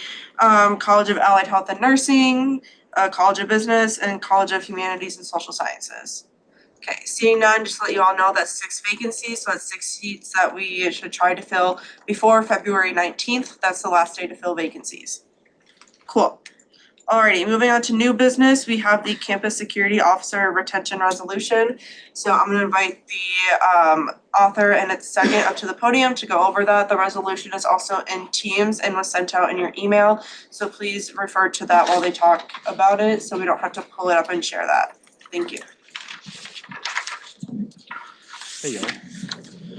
So today, I'm putting forward this resolution to bring attention to the security officer shortage at MNSU and the consequences if we don't act on it. The issue was brought to my attention after an in-depth conversation I had a while back with Sandy Schoenberg, who is Director of Security. Like many other cases revolving around our operations, financial constraints are a primary challenge. Chronic budgetary shortfalls and limitations have taken away their ability to compete with local law enforcement agencies as well as the private sector over a relatively small pool of applicants. They are bound to university wages, and all employees are members of bargaining units, and they pay comparably across all colleges and universities in the Minn-State system, which limits flexibility in offering competitive wages. Inadequate funding and inflexibility doesn't just hurt wages, but also complementary training and professional development opportunities, which campus security has had to cut back on. If we don't provide these chances for officers to grow in their roles, they will be compelled to choose the more appealing positions that do pay more and provide career advancement opportunities. So when we don't attract hires in the first place, and without more officers filling the shifts, we're unable to offer flexible work schedules, which worsens the work-life balance as well as officer morale. It also hurts campus security's ability to fill their duties to their fullest capacity. This issue is also exacerbated by the current nationwide law enforcement shortage, which incentivizes agencies and companies to create more competitive starting wages, benefits, hours, and opportunities for advancement. To address all of these challenges, we propose some practical and innovative solutions. And these solutions are part of an ongoing conversation I hope to have with y'all surrounding the issue. So to address the financial constraints at the heart of the issue, we must push for a multifaceted funding strategy. First, MNSU could explore relocation of existing resources within the university budget to prioritize campus security staffing and training needs. Additionally, we recommend pursuing external funding opportunities such as grants tailored to public safety and education, which could supplement operational costs. Finally, advocating for increased state funding for the Minn-State system would allow MNSU to offer competitive wages, invest in professional development for security officers, ensuring the long-term sustainability of our campus safety initiatives. Additionally, we hope to start conversations with relevant departments and organizations here on campus in Mankato to potentially come up with some kind of incentive for criminal justice or policing studies majors to join campus security. In our conversation, Mrs. Schoenberg said university security has been steering away from hiring student employees and those majoring in policing studies or criminal justice, as they do not stay long. That is why they are, quote, trying to hire people who have less of a desire to be a police officer and more of a desire to work in a college environment and security on a longer-term basis. So the rationale behind is that even short-term student hires can ease the workload for all student officers. Another idea that was brought up during our conversation was potentially pushing to allocate funding for the creation of an in-house basic training programs to save costs, but also tailor the training to MNSU's unique needs. To conclude, security officers are crucial to the safety, security, and community cohesion of our campus, and we must do everything in our power to stand by them. Again, I'm excited to have further discussions with you all here and in campus security about the next steps. I humbly ask for your vote on this resolution. I stand for questions. Any questions? Senator Riggle. You may have already answered this, but regardless of asking for increased state funding, where would the excess funds be coming from? I mean, like external funds? Yeah. Again, I don't know the specifics, but I do know there's potentially some kind of grants that organizations provide we could use to supplement our operational costs. Hopefully, that's not our main source of funding because that could be very volatile and it's a one-time thing. So hopefully, I would prioritize trying to find internal sources of funding, be it through the university or the system as a whole, and our ability to barter for more competitive wages. Senator Ide? Thank you. So you mentioned earlier that we would create a sort of training program to help train in some of these new officers. So what would you say that we are looking for MNSU wise? What are we looking for an officer before they are hired? What skills and certifications do they need? Well, thank you for the question. Hopefully we are able to allow, it's kind of an entry-level position. And so what we're trying to do make this position a stepping stone for further career opportunities. And you mentioned the training piece of that. And that was, they do get basic training already.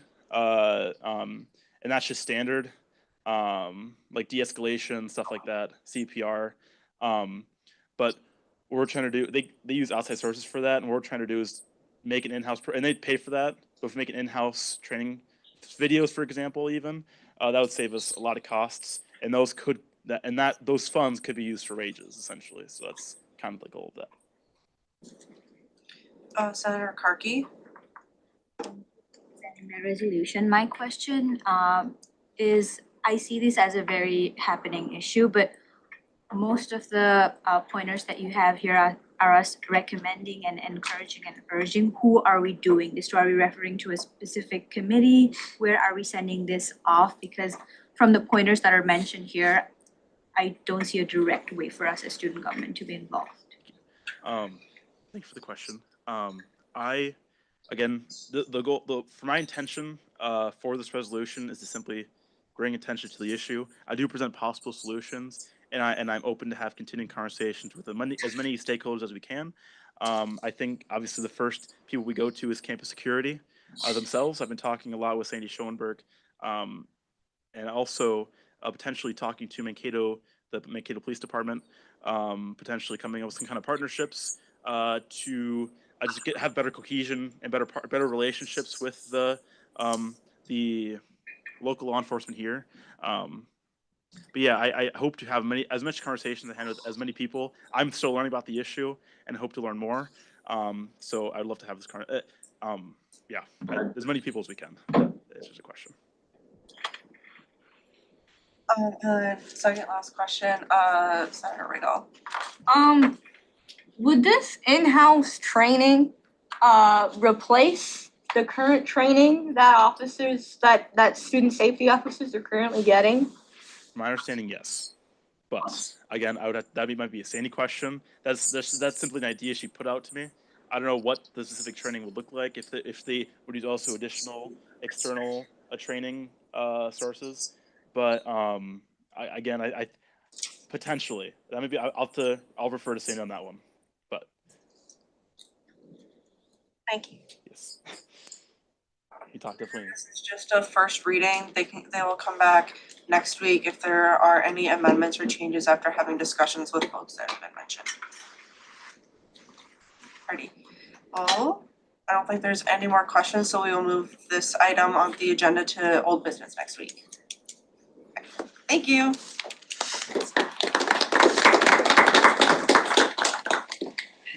Alrighty, so next on the agenda is the student fees for online only students, and that'll be presented by President Narala and VP Jay as needed.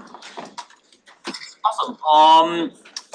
If you weren't in committee meeting earlier, you might want to go into Teams, into the 90-second student government page, or the Teams folder, into our meeting documents. If you go into January 22nd into the 90-second meeting documents folder, you will find a Word document that says proposal summary adding student fees to online only programs. To give you context, this has been part of an ongoing conversation over the last couple of years, where we've discussed the idea of adding student fees to online only students that don't pay into online only fees. If you read over that document, it gives you a brief idea of some of the decisions that we've made in the past, some of our recommendations, some of the options that the university is considering, and a lot of other ideas as well. I've also left some space for you to go in and write more comments, and you can also use another Word document. I know folks have other commitments to get to at 6, so I'd like to address any questions that you have.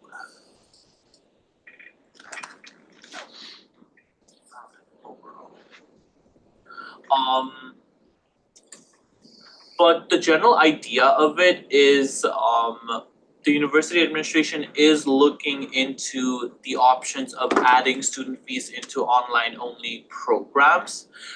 And it's not that way currently. There's a lot of different options that we're considering. There's a lot of different variables. We're also looking at the level of programming that individual student fees provide. We've also asked different departments to have discussions in terms of the support that they provide for online only students. We've asked the different departments to consider what an increased support would look like if they were to be funded through online only programs as well. We've also talked about some tuition models with the Vice President of Finance to look at the student impact.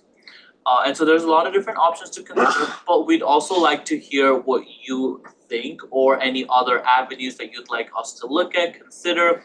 We've been sending out surveys, connecting with students, letting them know about the different fees, and all of other different elements. But I'd like to open it up to any questions or comments, or if you would like to use the Word document to type up anything that you want, definitely use that platform as well. If you have any questions and you want to meet with me one-on-one to have that conversation, you know where to find me. Any questions or comments or whatever? As President Narwhal said, that you can always refer to the document to leave feedback, and then also schedule meetings with either him, and then also VPJ can probably answer questions if you can't find a time to meet with President Narwhal.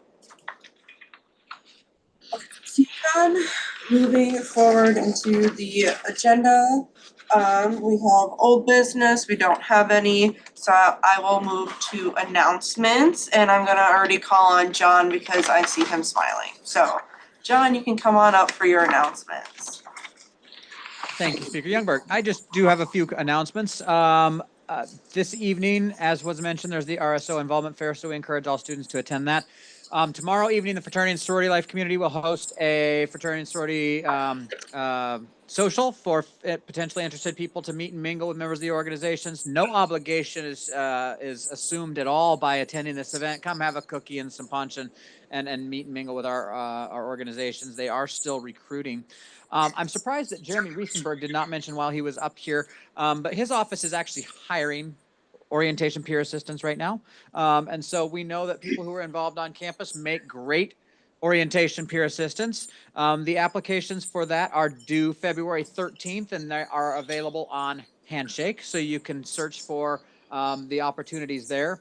Out of that same office, New Student and Family Programs, Learning Communities is part of an opportunity to be a mentor as well to new students. So those applications are also in Handshake, but they are due February 2nd. So if you're interested in either of those opportunities, I encourage you to consider applying and or share with people who would make good orientation peer assistants or learning community coordinators. So those are some big high profile opportunities. Here's the beginning of the semester. We know that there's a lot going on. There's ice skating tonight, we know, outside. So if you are interested, stop by and take advantage of that. All kinds of stuff.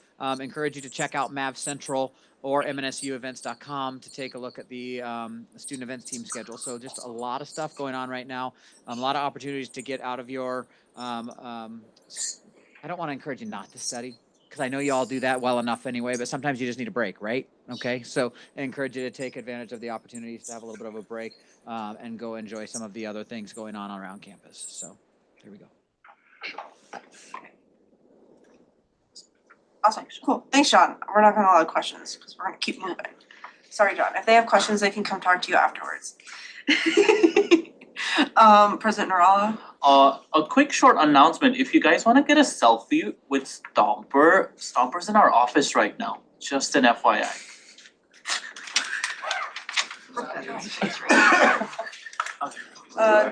Senator Franzen. Yeah, so on February 12th from 6:30 to 7 in Ostrander, Student Health Services is co-hosting with Fraternity and Sorority Life and us a Narcan training.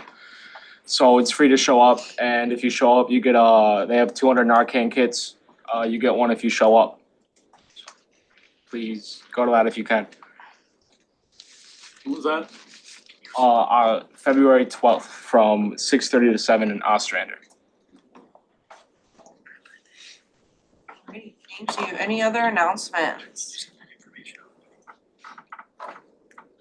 Okay, seeing none, we will move into final roll call. Alrighty, Senator Hassan, Senator Leon. Present. Senator Franzen. Here. Senator Miyoshi. Senator Emke. Senator Ponte. Senator Budney. Senator Reyes. Here. Senator Maego. Senator Karki. Senator Panga. Here. Senator Lee. Senator Dietrich. Here. Senator Smith, head of the class. Senator Johnson, lead the class. Senator Moore. Senator Maba. Other head of the class. Senator Livingston. Here. Senator Riggle. Here. Senator Colleran. Here. Senator Zelmer. Senator Hillstead. Here. Senator Ide. Here. Here. I'm here. President Narala. BBJ. And we are adjourned at 5:54 p.m. Tyler. What if I give you a CPR material for that poster? Yeah, I can. I said this is surreal. That works. Yeah, yeah. He is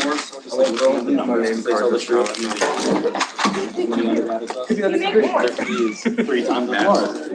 He is 3 times more. I think it should be raised on first impression. 7 up in the right. Not go after We're not retreating on ourselves. I got Manny here.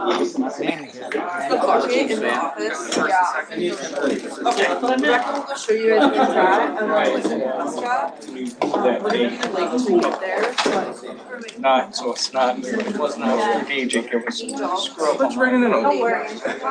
But. Write down. Bro, I just wanna know what the mic. I don't know. But anyways, Anyone that's helping with tabling, follow me to the office. What's a joint ICPHC? Where's? They were originally gonna do it next week and then Riley.